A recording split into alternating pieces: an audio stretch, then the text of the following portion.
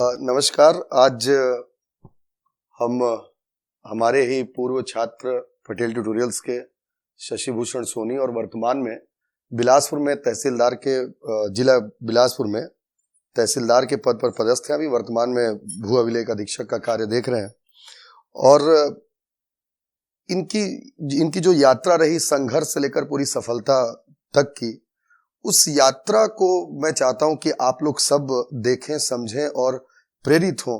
क्योंकि जहां एक और हम हमेशा इस बात का रोना रोते रहते हैं कि हमारे पास समय नहीं है, हमारे पास संसाधन नहीं है, उन सभी चीजों के अभाव में जाकर के किस तरीके से शशि ने अपनी तैयारी को वो आयाम दिया, आपदा को अवसर में बदला और अभावों को स्वभाव में बदला, और आज उनका पूरा प्रभाव जो है हम देख रहे हैं चारों ओर प्रशासनिक सेवाओं में। और निसंदेह अगर हम 100 किताबें पढ़ें तो हम 100 बातों को जान पाएंगे, लेकिन अगर एक शख्सियत से मिल लें हम, तो हमारे लिए वो एक लाइब्रेरी के बराबर होती है।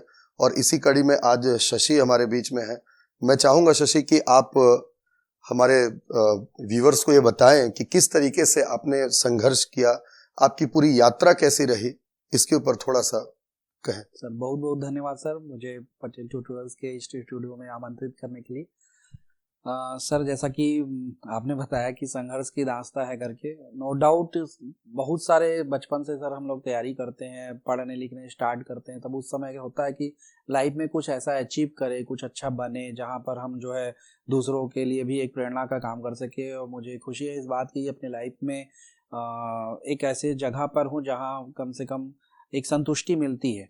और उस संतुष्टि में no doubt sir Patel tutorial sir आपका बहुत ज़्यादा साथ रहा, क्योंकि हमारे बीच में बहुत सारे लोग तैयारी करते हैं, अलग अलग चरणों में रहते हैं, और अब एक समय आता है जब वो कभी हतोत्साहित हो जाते हैं, कभी आगे नहीं बढ़ पाते। तो उनके लिए थोड़ी सी अपनी लाइफ के बारे में बताऊंगा, ताकि हमेशा ये समझ में आए कि जरूरी नहीं होता कि आपको हर कुछ प्लेट पे मिलता है। जैसा कि मैं अपने बारे में बताऊं कि मेरे पिताजी नॉर्मल एक क्लरिकल जॉब में है, और उन्होंने जॉब करते हुए कभी भी वैसा फेज नहीं था कि जब उन्होंने कुछ खास तैयारी करते हुए कभी भी, लेकिन हमेशा उन्होंने एक चीज़ था कि बेटा जो पढ़ना है तो पढ़ो करके।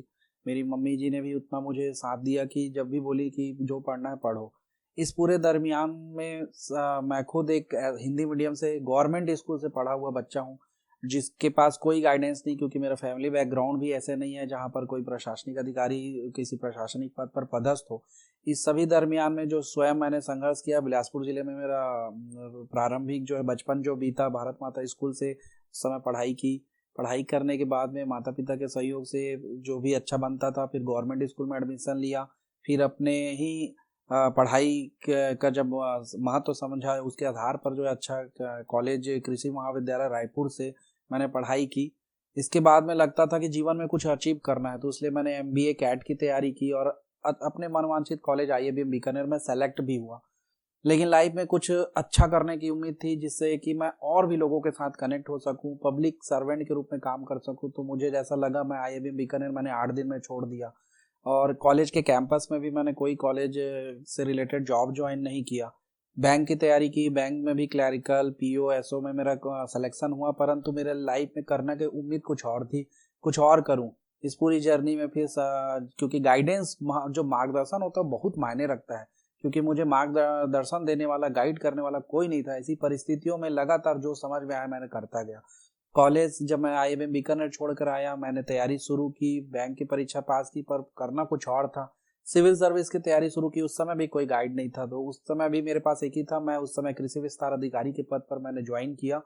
ज्वाइन करने के बाद सिविल सर्विस की तैयारी शुरू की। तैयारी शुरू करने पर मुझे चाहिए था कि कोई ऐसा मार्गदर्शक मिले जो मुझे समझ में दिलाए कि लोक सेवा आयोग क्या है, लोक सेवा आयोग में तैयारी मैं कैसे करूं। इन सभी परिस्थितियों के बीच में मुझे एक ही ऑप्शन था कि या तो मैं लाइफ से हार मान जाऊं, या लाइफ में अपने इस को चैलेंज लेते हुए मैं करूं। इन सभी परिस्थितियों के बीच वर्ष 2012 PSC का पैटर्न बदला, ने मुझे बहुत आकर्षित किया कि अब मैं सब्जेक्टिव तैयारी कर सकता हूं, और सभी के लिए तैयारी की लाइन सेम होती है। जनरली एक मिथ्या कंसेप्ट है कि जो पहले तैयारी करे हैं उनका नॉलेज ज्यादा होता है। नो डाउट जिन्होंने जब मेहनत की उसका नॉलेज ज्यादा होगा, पर मेरे लिए 2012 PSC जब मैंने तैयारी शुरू की तो उस समय ये था कि सभी के लिए रेस की लाइन सेम है। और उन परिस्थितियों में मैं जॉब करता था, उस समय मैं जांजगीर चांपा में पदस्थ था मैं। उस बीच में मैंने अपने क्लासेस करने के लिए निश्चय किया और बिलासपुर में आना शुरू किया और प्रति दिवस शाम को अपना जॉब रूटीन करने के पश्चात मैंने यहाँ पटेल ट्यूटोरियल्स को ज्वाइन किया।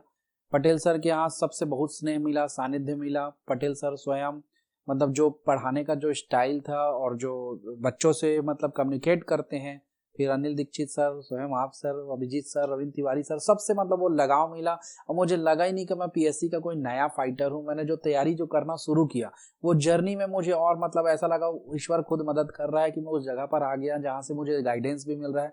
लगातार मैंने जो यहाँ पढ़ा है उसको पढ़ा, लगातार जो भी चीज़ें सीखी उसको मैंने नोट्स बनाना शुरू किए और इस सब के बीच में लगातार जो तैयारी करते हुए मैंने अपने शायद बहुत ही एक अच्छी चीज़ थी कि 2012 पीएससी जो मेरा पहला पीएससी था लाइफ का, उसमें ही सक्सेस अचीव करते हुए मैं सहकारिता निरीक्षक के पद पर चयनित हुआ। सहकारिता निरीक्षक के पद पर चयनित हुआ क्योंकि लगातार इस जर्नी को 1 साल से ज़्यादा मैं नहीं कर सकता था। मैंने उस पद को ज्वाइन भी किया। ज्वाइन करने के बाद जो मैंने तैयारी की थी, जो नोट्स थे, जो पटेल ट्यूटोरियल्स से भी मैंने जो पढ़ के जो यहाँ से मटेरियल अचीव किए थे, उन सभी को फिर मैंने कंटिन्यू किया और मैं वर्ष 2014 पीएससी 16 बैच में नायब तहसीलदार के पद पर चयन हुआ। सभी के परफॉर्मेंस के साथ में लगातार कोरिया, कोरबा और बिलासपुर जिले में आज काम कर रहा हूँ। शायद अच्छी इन सभी, जब आप किसी चीज़ को अच्छा करते हो तो उसका महत्व केवल एक दिन नहीं होता है, वो आपके लाइफ में झलकती है। मैंने स्कूल में, कॉलेज में कभी मैं अब संघर्ष पे अपना दामन नहीं छोड़ा और मैंने लगातार मेहनत की और उसमें जो पटेल ट्यूटोरियल से मैंने जो पढ़ाई लिखाई की उसके कारण भी जो मेरे पास पीएससी का जो हुनर आया वो सब की वजह से आज मैं कहीं ना कहीं तहसीलदारों के संग में भी प्रदेश प्रवक्ता के दायित्व का भी निर्वहन करता हूं। तो इन सभी चीज़ों में मुझे समझ में आता है कि जो आप लाइफ में संघर्ष से आपको रुकना नहीं है, आप लगातार आगे बढ़िए, क्योंकि संघर्ष हर रोज है, हर किसी के साथ में है। बस आप उस अवसर को जो लेना है, जो आपदा में जो अवसर खोजना है उसको खोजना जरूरी है और मैंने वही किया और आज मैं कम से कम अपने लाइफ में एक ऐसे जगह पर हूँ, तहसीलदार के पद पर आसीन हूँ और अपने चाहता हूँ कि आगे भी जितना अच्छा कर सकूँ अच्छे से करूँ और अपनी लाइफ को हमेशा दूसरों की मदद सहित अपने लाइफ में जो अचीव कर रहे हैं उस पर आगे बढ़ता रहूँ। और उसमें no doubt sir Patel tutorial का बहुत साथ रहा है और क्योंकि आप लोगों का स्नेह सानिध्य हमेशा मिला, मैं हमेशा आगे बढ़ने के लिए प्रेरित हूँ सर। बिल्कुल शशि, मतलब आपकी तैयारी, आपकी यात्रा बहुत ही प्रेरणादायक है। अच्छा, मैं जब भी बच्चों से मुलाकात होती है तो नए बच्चे जब भी जुड़ते हैं तो कई बच्चों के मन में संदेह रहता है कि सर हमारी स्कूलिंग हम सरकारी स्कूल से पढ़े हैं या हमारी स्कूलिंग उतनी अच्छी नहीं रही है, हम हिंदी मीडियम से पढ़े हैं। तो मैं ये जानना चाहूँगा शशि कि आखिर स्कूलिंग का और आपके मीडियम का आप कितना प्रभाव देखते हैं तैयारी के दौरान? क्योंकि हम लोग देखें सर कि लोक सेवा आयोग जो राज्य लोक सेवा आयोग की जो परीक्षा है इसमें ज़्यादातर मटेरियल जो है हिंदी मीडियम में अवेलेबल है। जैसा कि हम जो एक है कि संघ लोक सेवा आयोग की जो परीक्षा की तैयारी करते हैं वहाँ मटेरियल्स इंग्लिश में अवेलेबल है, पर जहाँ तक राज्य लोक सेवा आयोग है शुरुआत में तो पूरी मटेरियल्स हिंदी में ही अवेलेबल थे, बाद में अंग्रेजी में भी उपलब्ध होना शुरू हुए। तो बहुत सारी चीज़ें हैं, भ्रामक स्थितियाँ हैं, लेकिन अल्टीमेटली एक चीज़ है, क्योंकि हमारा इस बात को मानना पड़ेगा कि राज्य लोक सेवा आयोग में इंग्लिश और हिंदी में बहुत ज़्यादा अंतर नहीं है। पढ़ाई का जो कंसेप्ट है वो कंसेप्ट चाहे हिंदी हो चाहे अंग्रेजी हो, संविधान अगर चाहे कॉन्स्टिट्यूशन बोला जाए चाहे संविधान बोला जाए, उसमें निहित जो बातें हैं वो दोनों ही एक ही प्रकार की होती है। तो ये बच्चे के ऊपर डिपेंड करता है, स्टूडेंट के, परीक्षार्थी के ऊपर डिपेंड करता है कि वो किस नज़रिए से उसको देखते हैं। आप अगर, क्योंकि मैं तो हिंदी मीडियम का रहा और हमेशा लाइफ में हिंदी मीडियम से ही लिखे, लेकिन आगे बढ़ते गए हैं, तो आपके ऊपर है कि आप उसको किन नज़रिए से देखते हैं। और अपना, मैं सभी बच्चों का परीक्षार्थी जो भ्रामक स्थिति जो पैदा होती है उसके लिए है कि आप अपने लगन को जारी रखें, पर माध्यम कोई निर्भर नहीं करता है। किरण कौशल मैडम IAS है, 3rd रैंक थी, 2010 IAS ज्वाइन भी की। तो हमने देखा कि संघ लोक सेवा आयोग क्या, राज्य लोक सेवा आयोग क्या, आपके माध्यम आपका बैरियर नहीं बन सकता। आप उसको किस प्रकार से लेते हैं ये आप पे डिपेंड करता है। किताबें भी इंग्लिश और हिंदी दोनों में अवेलेबल है, हमको बस मेहनत करनी है, ये हर परीक्षार्थी को समझना जरूरी है। बिल्कुल, होना भी यही चाहिए। अच्छा शशि, जैसे हम कोई नया बच्चा आता है, प्रारंभिक परीक्षा की तैयारी शुरू करता है, तो उसको प्रीलिम्स, मेंस और इंटरव्यू तक काफ़ी एक लॉन्ग ड्यूरेशन होता है एग्ज़ाम देने के दौरान, और उसके पहले की जो प्रिपरेशन होती है काफ़ी एक टाइम टेकिंग पीरियड है। इस दौरान आपने क्या किया ताकि ये काफ़ी बच्चों के लिए प्रेरणा बने कि वो हताश होने लगते हैं बहुत जल्दी, लेथार्जी होने लगते हैं, थकने लगते हैं इतनी लंबी यात्रा को देख करके। और मैं चाहूँगा कि आप ये बताएं कि आपने इस दौरान क्या किया, क्योंकि आपकी थकान, मतलब आपको कभी थकते हुए नहीं देखा हमने पढ़ाने के दौरान, जबकि आपके साथ परिस्थितियाँ बहुत ज़्यादा प्रतिकूल थी। तब भी, तो उस पर थोड़ा सा कुछ। सर बहुत मजेदार एक लाइन बोली गई है कि झोपड़ी बनाने में समय नहीं लगता लेकिन महल बनाने में समय लगता है। बिल्कुल। और क्योंकि हम जो तैयारी करते हैं, आज आप देखे होंगे सर, एक छोटी सी दैनिक वेतन भोगी की भी नौकरी पाने के लिए लोगों को बहुत सारे अप्रोच लगाने पड़ते हैं, संघर्ष करना पड़ता है। फिर हम तो एक परमानेंट ऐसे पद पर आसीन होना चाहते हैं जो राज्य लोक सेवा आयोग के माध्यम से राज्य स्तरीय एक महत्वपूर्ण ओहदे का पद है। तो ऐसे पद की तैयारी करने के लिए हम सोच भी कैसे सकते हैं कि हमको संघर्ष नहीं करना पड़ेगा। दूसरा है सिलेबस। सर इसका सिलेबस को ही आप अगर अपनी ढाल बनाएंगे तो सबसे बड़ा है, आपको कभी हताश और निराश नहीं होना पड़ेगा, क्योंकि सिलेबस इतना बड़ा है कि आप रोज एक एक लाइन भी पढ़ना शुरू करेंगे तो आपको खुद समझ नहीं आएगा कि कब इतना सारा समय बीत गया। सर जैसा कि हम लोग देखते हैं कि नर्सरी में एक बच्चे का सिलेबस जो है अंग्रेजी में A से Z, 1 से 100 और A से लेकर ज्ञ तक पढ़ना होता है, जिसको पढ़ने के लिए उसको साल भर का समय दिया जाता है। उसको ओरल करना, रिटर्न करना। ठीक है, वैसे ही हमारा भी सिलेबस है। उस सिलेबस को अगर हम आत्मसात कर लें और उसको 1 बाय 1 करके पूरा शुरू से लेकर लास्ट तक पढ़ें तो हम कभी थकेंगे नहीं, हारेंगे नहीं। हम बस उस सिलेबस को अच्छे से पढ़ने पे लगे रहे, तो फिर तो 2 साल लग जाए कि 3 साल लग जाए कि 1 साल में हो जाए, अब ये हम पे डिपेंड करता है कि हम उस सिलेबस को पढ़ने में कितना दिन लेते हैं। तो इसका कोई निश्चित मापदंड नहीं है कि कौन कितने साल में सेलेक्ट हो जाएगा। जिस दिन आप उस सिलेबस को आत्मसात करते हैं, पढ़ लेते हैं, उस दिन आप उस लेवल पे आ जाते हैं कि आप आगे बढ़ने लायक हो जाते हैं। तो मेरा यही है सर, इस पूरे शुरू से प्रीलिम से लेकर मेंस, इंटरव्यू, इसका तैयारी अलग अलग नहीं होता, शुरू से ही एक साथ आपको तैयारी लेकर चलनी है और पूरे सिलेबस को आपको ढाल बनाते हुए अपने आप को बिना थके हारे उस सिलेबस को कंप्लीट करना है। जैसे अगर कोई प्रारंभिक परीक्षा की तैयारी कर रहा है और उसके पास समय नहीं है, मतलब चंद 4-5 महीनों का समय, उसके बाद परीक्षा में उसको अपेयर होना है, इतने शॉर्ट ड्यूरेशन में उसकी तैयारी की रणनीति क्या होनी चाहिए आपके हिसाब से? सर सीधा है, सबसे पहले अगर हम कोई भी चीज कर रहे हैं तो हमें पता होना चाहिए कि हमको जाना कहाँ है। अगर हम कोई मूवी देखना चाहते हैं और हमें मूवी देखने का स्पॉट ही नहीं पता तो हम कभी नहीं जा सकते। तो सबसे मैटर नहीं करता है कि कितने दिन है आपके पास, हमारे पास जितना भी समय, उस समय में हमको ये देखना पड़ेगा कि पूछा क्या जाता है। तो सबसे बड़ा सर स्ट्रेटेजी, रणनीति तो आपके पास ये होनी चाहिए कि आपको समझना पड़ेगा कि पीएससी में क्वेश्चंस कहाँ पूछते हैं। फिर आपको ये देखना पड़ेगा कि आप किन विषयों में आप अच्छे हैं और उन विषयों को आप अपना और अच्छा बनाएं। आपको ये देखना पड़ेगा कि किन पोर्शन से क्वेश्चन ज्यादा आ रहे हैं। आपको एक रणनीति बनानी पड़ेगी कि आप उस कट ऑफ पॉइंट तक कैसे पहुंचेंगे। कट ऑफ पॉइंट तक पहुंचने के लिए आप ये देखिए कि मैटर कौन से पढ़ने हैं, कौन से सब्जेक्ट्स को मुझे ज्यादा ध्यान देना है और कौन सी चीजें जो जल्दी हो सकता है 5 महीना का समय है और आप किसी एक टॉपिक को पकड़ लीजिए जहाँ 2 क्वेश्चन आता है और आप 5 महीने से उसको पढ़ेंगे, कभी कुछ नहीं होगा। और एक टॉपिक सरल है जो 10 क्वेश्चन देता है, हम उस टॉपिक को पढ़ें। तो हमारे पास एक रणनीति होनी चाहिए कि जो सिलेबस, जो चीज को हम पहले पढ़ें और कहाँ से प्रश्न आता है। अब इसके लिए क्या देखना पड़ेगा, तो प्रीवियस ईयर्स को क्वेश्चन पेपर मार्केट में अवेलेबल है, सभी जो है पूर्व जो प्रश्न पूछे गए हैं वो सभी के अवेलेबल है, हम उनको देखें। दूसरी चीज है, अगर जिस भी परीक्षा में चयनित होना हम केवल उसी परीक्षा की ओर ध्यान दें। अगर आपको लोक सेवा आयोग में चयनित होना है तो आप व्यापम से थोड़ा सा दरकिनार करेंगे, व्यापम में सेलेक्ट होना है तो लोक सेवा आयोग से करेंगे, क्योंकि जिस एग्जाम में सेलेक्ट होना है हर एग्जाम की तैयारी और उसका जो रणनीति प्रिपरेशन लेवल है और पूछने का जो क्वेश्चन पैटर्न है वो थोड़ा सा डिफरेंस होता है। तो उस थोड़े के कारण ही हम सिलेक्शन में इन या आउट दोनों होते हैं। तो हमको ये देखना पड़ेगा सर कि सिलेबस में कहाँ से क्या क्वेश्चन आते हैं, तो पूर्व के जो प्रश्न है वो इसमें ढालकर काम कर सकते हैं सर। बिल्कुल। अच्छा, इस बहुत सारी दिक्कतें आती हैं बच्चों के सामने तैयारी करने के दौरान कि हम क्या पढ़ें क्या ना पढ़ें, मतलब स्टडी मटेरियल को लेकर के।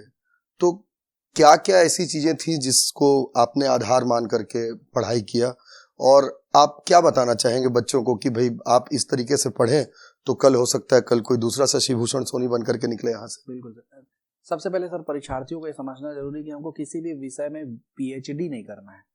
कुछ बच्चे आते हैं, कुछ परीक्षार्थी होते हैं, जैसे मुझे तो लगता है मैं अभी पूरे सिलेबस का 40-50% ही पढ़ा। उसके पीछे का कारण है कि हमको पीएचडी करने का, कुछ विद्यार्थी आते हैं जो आपकी ही परीक्षा लेना शुरू कर देते हैं, आपसे ही ऐसे क्वेश्चन पूछने शुरू कर देंगे, आपसे रोज टकराते होंगे ऐसे बच्चे भी जो रोज ऐसे ऐसे नए नए क्वेश्चन पूछना शुरू कर देंगे। आपको भी लगता होगा क्यों पढ़ रहा है भाई ये सब चीज करके। तो सेम चीज है सर, हम लोगों को ये समझना जरूरी है कि पढ़ना क्या है। तो उसके लिए रणनीति बनानी जरूरी है कि हमको पढ़ना क्या है। हमको सिलेबस में उतना ही पे ध्यान देना है जितने से क्वेश्चन पूछा जाता है। हमको आज के समय में जो पीएससी का जो पैटर्न है उसमें नंबर ऑफ वर्ड्स जो है, मार्क्स सब डिसाइडेड है। तो उसी प्रश्न को 40 नंबर में, उसी प्रश्न को 2 नंबर में लिखना जरूरी आना चाहिए। तो बेसिक इन्फॉर्मेशन चाहे किसी भी टॉपिक का हो उतना हमारे पास होना चाहिए और उसको लेंथ अगर हमको देने की जब बारी पड़े तो हम उसको आगे बढ़ सकें। तो उसके लिए न्यूज़पेपर, सिलेक्शन ऑफ मटेरियल भी जो ऑथेंटिकेट हो और जो ब्रीफ हो, संक्षिप्त में लिखा हो, जिसको हम कभी भी चाहें तो 2 नंबर और 40 नंबर दोनों में तब्दील कर सके, ऐसे मटेरियल का सिलेक्शन करके सेल्फ नोट्स बनाना बहुत जरूरी है सर, ताकि कभी भी रिवाइज करने की बारी आए तो भी जल्दी कर सके। बिल्कुल, तो ये जरूरी है। बहुत बहुत सही जानकारी दिया शशि आपने। मैं जान रहा हूँ कि वैसे आपके पास समय की बहुत कमी है, इसलिए लास्ट में बस यही चाहूंगा कि कैसे बाकी लोग भी शशि भूषण सोनी बन सकें। एक लास्ट आपका क्या संदेश रहेगा बच्चों के लिए, जो भी व्यूअर्स देख रहे हैं उनके लिए? सर, क्योंकि जो भी बच्चा पढ़ता है, मैं यही कहना चाहूंगा कि उसकी सफलता या असफलता के लिए जिम्मेदार इस पूरी दुनिया में केवल और केवल एक ही व्यक्ति है, और वो खुद। अगर उसने मापदंड स्थापित किया है कि मुझे जिंदगी में आगे बढ़ना है, तो उसको आगे बढ़ने से कोई नहीं रोक सकता, और रोकने वाले भी उसके ही है। तो दोनों ही परिस्थितियों में सर सफलता असफलता उसी के ऊपर निर्भर करता है। लेकिन जैसा बोलते हैं सर कि अगर हमें नैया पार करनी है तो नाव होना जरूरी है। जिस प्रकार से कहीं दूसरे गंतव्य स्थान पर पहुंचना है तो गाड़ी और ट्रेन और एरोप्लेन का होना जरूरी है, ठीक वैसे ही जो मार्गदर्शक आपका कौन है, मार्गदर्शन के लिए कौन सी किताबें, कौन से टीचर्स आपको अवेलेबल है, ये बहुत हद तक डिपेंड करता है सर। और ऐसी परिस्थितियों में, क्योंकि मैं तो पटेल ट्यूटोरियल्स पे ही पढ़ाई किया और आगे बढ़ा सर, उसमें आपका बहुत ज़्यादा मुझे योगदान भी मिला। और पटेल ट्यूटोरियल्स के जैसे साथ मुझे जो मिला सर, उन सभी परिस्थितियों के साथ में कुशल मार्गदर्शक जो मुझे मिला, उसने कहीं ना कहीं मेरी सफलता में अच्छा योगदान किया सर। मैं केवल अपने में कंक्लूड नहीं करना चाहूँगा, मैं चाहूँगा सर, क्योंकि इन परिस्थितियों में हमारे बीच में, क्योंकि आप अनिल दीक्षित पटेल ट्यूटोरियल के ऑथेंटिकेट आधार स्तंभों में से एक है, मैं चाहता हूँ सर कि आप स्वयं भी अपने बारे में और पटेल ट्यूटोरियल के बारे में थोड़ा सा बताएं सर, कि किस प्रकार से आप पटेल ट्यूटोरियल के माध्यम से सर जो है बच्चों को आप सहयोग करते हैं सर, ताकि मेरे जैसे और भी बच्चों का कल्याण हो सके। सर, आप अभी वर्तमान में पटेल ट्यूटोरियल में आप कई सारे बच्चों की मदद कर रहे हैं, और बहुत सारे बच्चे आपके अध्यापन कार्य के अंतर्गत आज लोकसभा के परीक्षा के माध्यम से डिप्टी कलेक्टर से लेकर बहुत महत्वपूर्ण पदों पर चयनित हुए। व्यापम में भी बहुत सारे बच्चे चयनित हुए, और सभी जो है छत्तीसगढ़ में विभिन्न परीक्षाओं में आज आगे बढ़ रहे हैं। आप इस पूरी जर्नी में आपका पटेल ट्यूटोरियल से जुड़ाव कब हुआ? कैसे आपको पटेल ट्यूटोरियल के माध्यम से यह मैसेज मिला कि बच्चों को प्रेरित करना चाहिए? आपने क्या तैयारी की, कैसे आप आगे बढ़े, और किस प्रकार से आप पटेल ट्यूटोरियल के बच्चों को आगे बढ़ने के लिए प्रेरित करते हैं, इसके बारे में आपसे जानना चाहेंगे सर। धन्यवाद शशि। सबसे पहली बात तो जहाँ तक जुड़ने की बात है इस संस्थान से, तो एक मैं इसको अच्छा संयोग बस मानूंगा।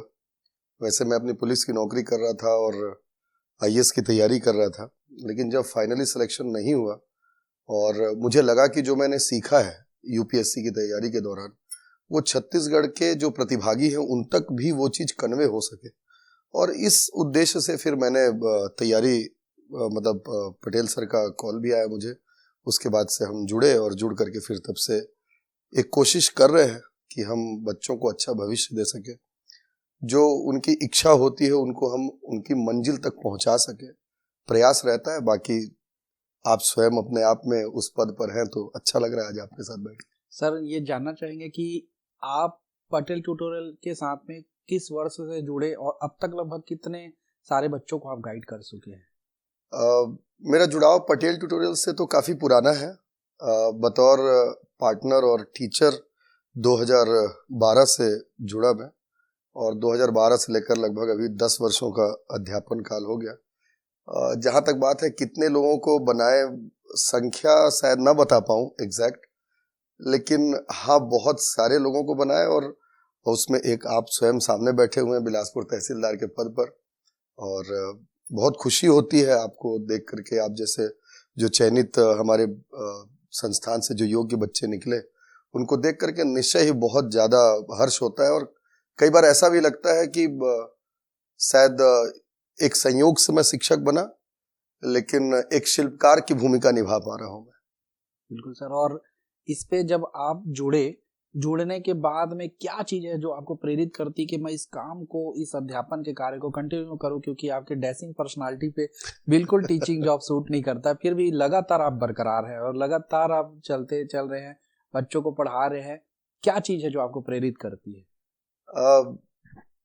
एक घटना है शशि, मतलब बचपन में हमारे एक पूर्वज थे जिनको बहुत अच्छा आयुर्वेद का ज्ञान था।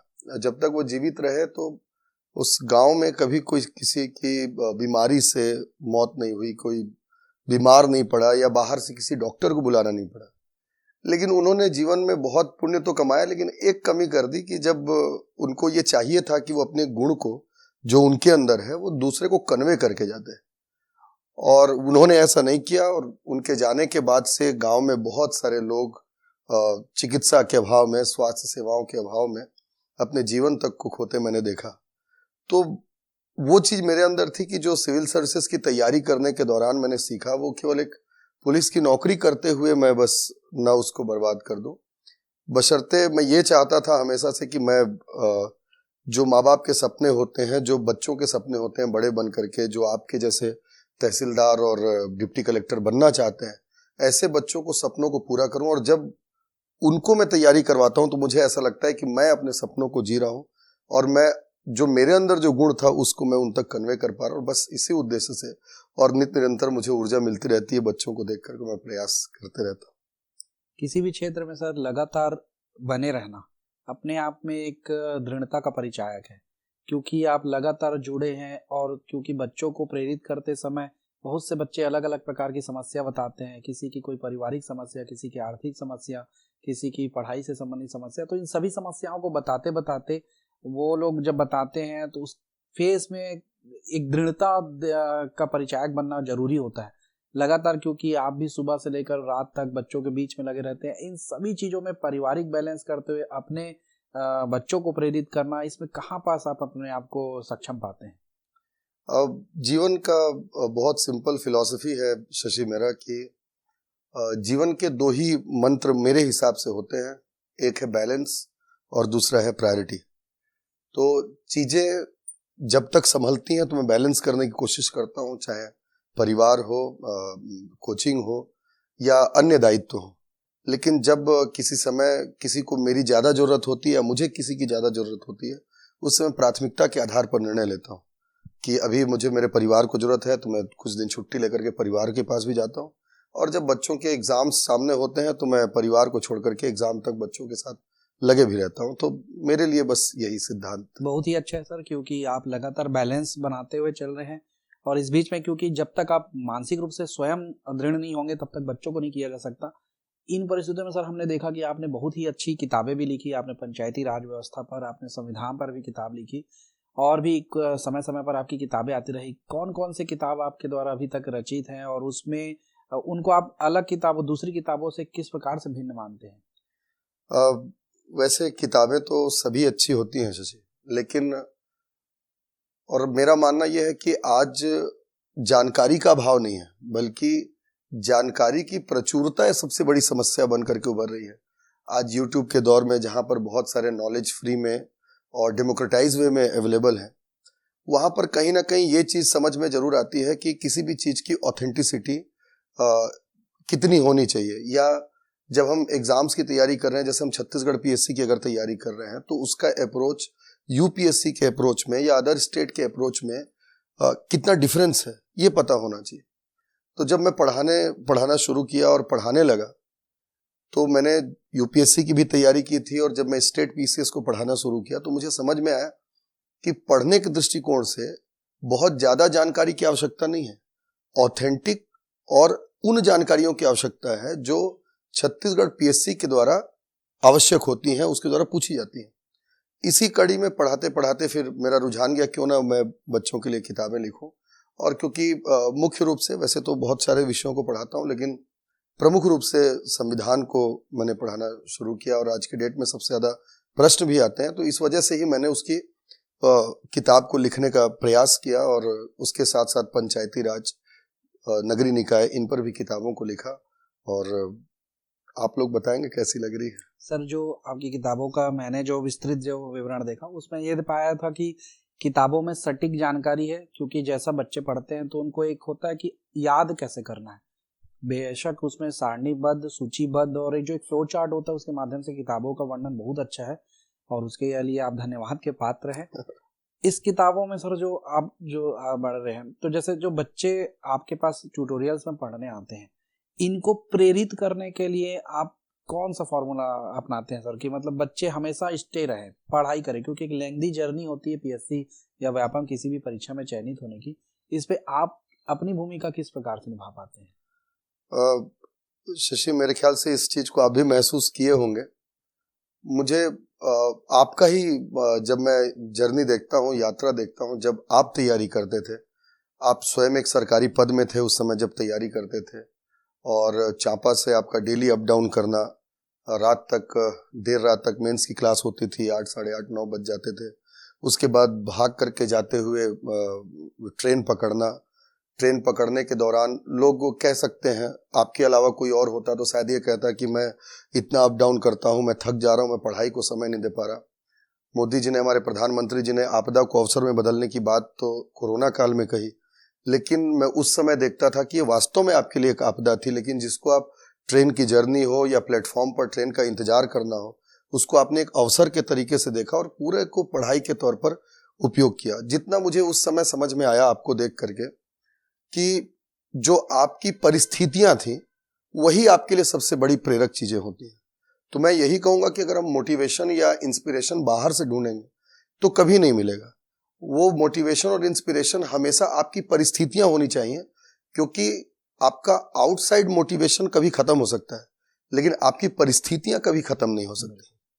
जिस तरीके से आज अगर आपको देख करके कोई सीखना चाहता है तो ये बस वही सीखे कि किस तरीके से परिस्थितियों को परिणाम में परिवर्तित किया जाता है। आज इतने बड़े ओहदे पर आप हैं, लेकिन फिर भी आपके किसी भी व्यवहार में, संस्कार में, चीजों में कहीं कोई कमी नहीं। तो बहुत सारी चीजें हैं, और मैं आपका ही उदाहरण रह करके सबको बोलना भी चाहूंगा कि परिस्थितियों को आप अपनी प्रेरणा बनाए, ना कि किसी इंसान को। बेशक सर, आप, जब मुझे याद है, जब एक प्रिपरेशन का फेज जब मेरा था, तब उस समय मैंने देखा था कि जब कभी भी कुछ प्रॉब्लम होती थी तो इजीली अवेलेबल में जब कभी भी आपसे डिस्कस किया तो आप हमेशा उस चीज़ को ब्रीफ करके, शशि डटे रहना है, लगे रहना है, इस भाव से आप हमेशा करते थे। जब भी कभी रैंक पे क्या पद मिलेगा, कैसे मिलेगा सर, इस पे भी चर्चा हुई तो आपने हमेशा सहयोग किया। नो डाउट एक पॉजिटिविज्म जो एक गुरुजन के माध्यम से मिलना चाहिए वो आपसे हमेशा मिलता रहा। शायद वो बच्चों के लिए प्रेरणा का काम बहुत ज़्यादा तौर पे करता है। सर एक अंतिम क्वेश्चन पूछूंगा, पटेल ट्यूटोरियल बच्चों के प्रोग्रेस में, क्योंकि आज हम देखते हैं कि बिलासपुर, रायपुर और अन्य जिलों में भी बहुत सारे ट्यूटोरियल्स लगे हुए हैं जो पीएससी या व्यापम की तैयारी करा रहे हैं। पटेल ट्यूटोरियल को आप कहाँ भिन्न मानते हैं कि वो तैयारी में कैसे और ज़्यादा सहयोग कर सकता है? क्योंकि मैं खुद अपनी तैयारी में केवल इस ट्यूटोरियल से जुड़ा रहा और मुझे सक्सेस भी मिला। आप कहाँ मानते हैं सर कि पटेल ट्यूटोरियल आपके माध्यम से क्या क्या माध्यम बताना चाहेंगे कि पटेल ट्यूटोरियल किस प्रकार लोगों, बच्चों के सक्सेस में सहयोग कर सकता है? इसमें शशि जो सबसे खास बात है, हमारा प्रयास ये रहता है कि हर बच्चा अपने आप में यूनिक है, और उसको सफलता तक ले जाने के लिए प्रेशराइज किए बिना अगर उसके अंदर जो कैलिबर है उस कैलिबर के हिसाब से अगर उसको गाइड किया जाए तो शायद हम उसको सही दिशा में और सही जगह तक पहुंचा सकते हैं। तो हमारा प्रयास बस यही रहता है कि हम हर बच्चे को उसके कैलिबर के हिसाब से पहचानें और इजी वे में ऑथेंटिक चीजें अवेलेबल करवाएं, और सही मार्गदर्शन दे करके जिन कार्यों को करना है उन कार्यों को बताना, और जिन कार्यों को नहीं करना उन कार्यों को करने से रोकना, प्रॉपर नोट्स बनवाना, और आउट ऑफ द बॉक्स जाकर के उनके लिए काउंसलिंग करना मेंटल स्टेटस को लेकर के।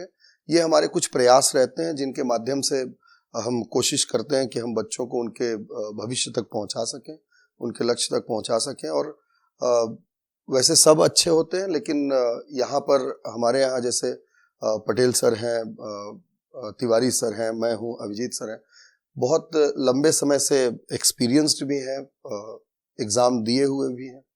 तो हम उस यात्रा को समझते हैं जिस यात्रा पर, मतलब जिस यात्रा के लिए बच्चे निकले हैं, तो यात्रा के हर उतार चढ़ाव को समझने के कारण सही मार्गदर्शन दे पाना मेरे ख्याल से परिणाम के लिए सबसे ज़्यादा जरूरी होता है, और वो हम दे पाने में सफल रहे हैं, और इसका परिणाम आप सामने ही है। सर बहुत बहुत धन्यवाद। और क्योंकि जैसा पता है कि पटेल ट्यूटोरियल में हमारे दुर्गा चरण पटेल सर हैं जो स्वयं पीएससी फाइटर्स रहे, Ravindra Tiwari sir, Abhijeet sir, Anil Dikshit sir, सभी ने लगातार बच्चों के प्रेरणा और उस जुड़े रहने के लिए जो एक ऐसा माध्यम जहां हर बच्चा अपने आप को टीचर से जुड़ा हुआ महसूस कर सकता है, उसकी उदाहरण के रूप में पटेल ट्यूटोरियल को मैं स्वयं देखता हूं, क्योंकि मेरी तैयारी यहीं से हुई और मैं खुद आगे बढ़ा। तो जो समझ में आता है कि नो डाउट अगर अपनी श्रद्धा और अपने लगन के साथ में, पूर्ण परिश्रम के साथ में अगर ऐसे गुरुजनों को साथ मिले तो नो डाउट वो जरूर सक्सेस करेगा। मैं सभी बच्चों के शुभकामनाओं से सर आपका धन्यवाद ज्ञापित करता हूँ, और बहुत अच्छा आप आगे भी बच्चों के करियर को संवारने में अपना सहयोग दें, यही कामना करता हूँ। धन्यवाद शशि, आपने इतना बिजी शेड्यूल से समय निकाला और आए, और उससे भी बड़ी बात यह है कि रियल में आप प्रेरणा स्रोत बनेंगे बहुत सारे बच्चों के लिए। जैसा कि मैंने पहले भी कहा है और हमेशा मैं कहता हूँ आपकी अनुपस्थिति में भी बच्चों को कि किस तरीके से हम अपने आप को हमेशा सकारात्मक रखें। जैसे आपने छोटे छोटे टिप्स दिए कि इतनी लंबी यात्रा में थकान किसी को भी हो सकती है, लेकिन अगर आप यात्रा के अवधि को ना देख करके यात्रा के दौरान के कंटेंट को अगर देखते चलेंगे, सिलेबस को देख करके लाइन बाय लाइन पढ़ते चलेंगे, तो ये यात्रा की थकान भी नहीं होगी, लंबाई भी महसूस नहीं होगी, और हमेशा मोटिवेटेड भी रहेंगे। तो बहुत अच्छा लगा आपसे बात करके, और मैं भी चाहूँगा कि आप लोग सीखें शशि से बहुत सारी चीज़ों को। आप लोगों के सीखने के लायक इन्होंने कही है, प्रेरणादायक बातें कही है, और मैं यहीं पर कंक्लूड करना चाहूँगा। शशि को फिर से एक बार धन्यवाद देता हूँ, और निश्चय ही ये जो आज की स्टोरी रही है शशि के साथ, वो आपको संघर्ष से सफलता की ओर ले जाने के लिए प्रेरित करते रहेगी। धन्यवाद।